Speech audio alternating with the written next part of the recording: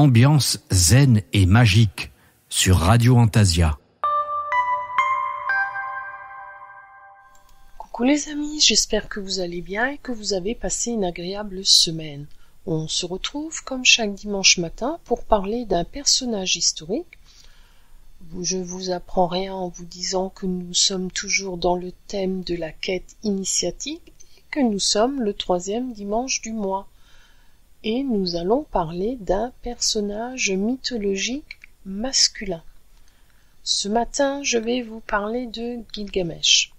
Avant de commencer, je vais vous faire mon petit laïus habituel en vous disant que les informations que je vais vous donner dans cet audio sont en lien avec ma recherche personnelle dans différents livres, visionnage de reportages, internet, cours selon les cas. Avec Gilgamesh, nous allons voyager au cœur de la mythologie du Moyen-Orient. Gilgamesh est le héros par excellence de Sumer. Alors pour vous faire localiser un petit peu Sumer, c'est une région antique dans le sud de la Mésopotamie et qui est au niveau de l'actuel Irak. Gilgamesh est en lien avec la quête initiatique. Gilgamesh est un jeune homme aventurier, intrépide.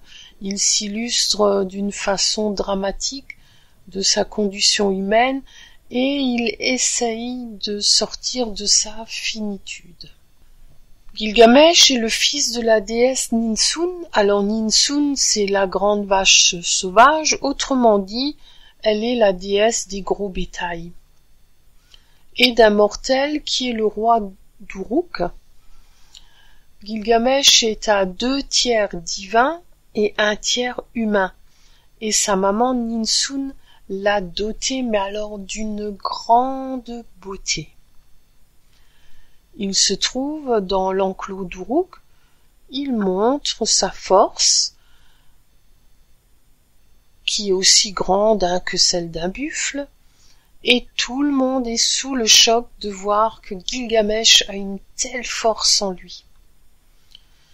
Il est également un grand constructeur, notamment au niveau de sa ville, où il va faire construire un grand mur de 9 km, un mur qui sera imprenable, de 9 km et demi même, et pourvu de 900 tours. Je ne sais pas si vous arrivez à imaginer un petit peu à quoi ça correspond, mais ça doit être énorme. Dans une autre partie de ce pays, il y a Enkidu. Enkidu est un despote cruel. Alors, pour lui, la vie est simple. Elle se résume à 2 possibilités. Toutes les femmes doivent servir son plaisir. Tous les hommes doivent servir à ses travaux. Vous me direz comme ça, la vie est facile pour lui. Tous ces sujets supplièrent les dieux de les libérer de leur bourreau. Ils décidèrent d'envoyer un géant le combattre pour le tuer. Et on va se rendre compte que Enkidu est vraiment le contraire de Gilgamesh.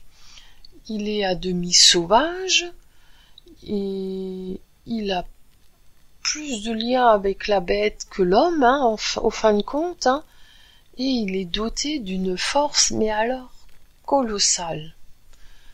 Son corps est tout velu, et il vit dans une grotte parmi les fauves.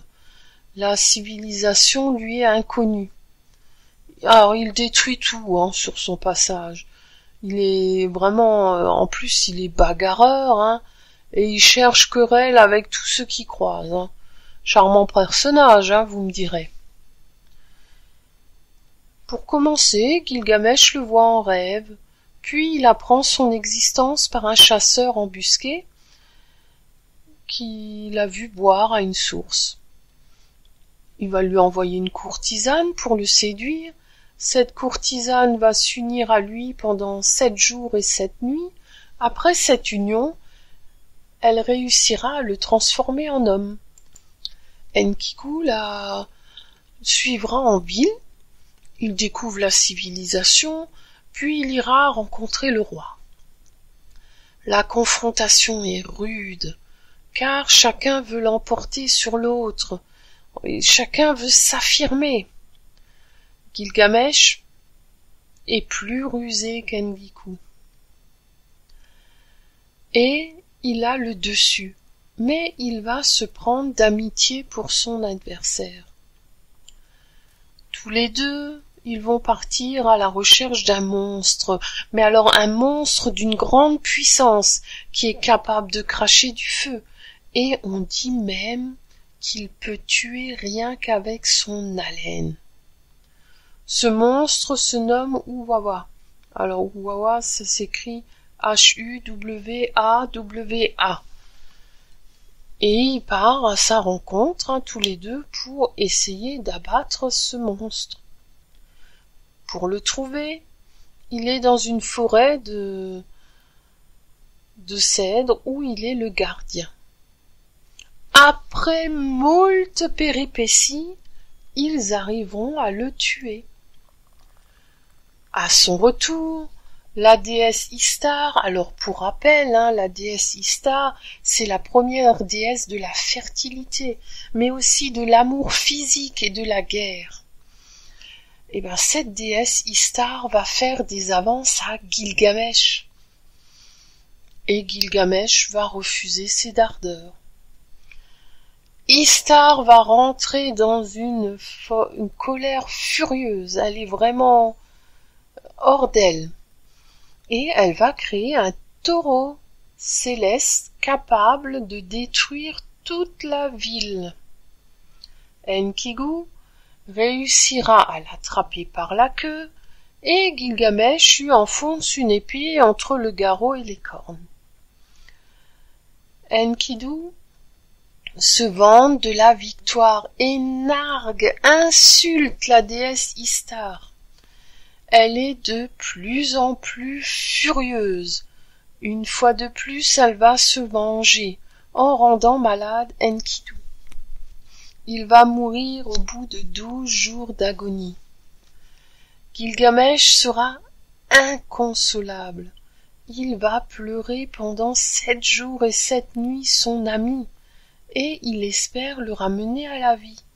Mais en vain, Enkidu est enterré. Gilgamesh erre comme une âme en peine dans le désert, et il a peur.